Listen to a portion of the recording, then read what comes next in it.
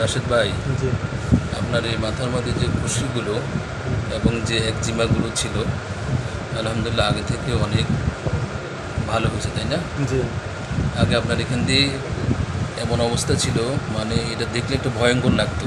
জি খুবই মানে রস টস ছিল, মানে পুষ ছিল, একটা মিশ্র অবস্থা ছিল, তাই না? জি তো গত মাসের আপনি 24 তারিখে আসছিলেন, আজকে ঠিক 1 মাস পরে আসছিলেন। আলহামদুলিল্লাহ অনেক ভালো হয়েছে না?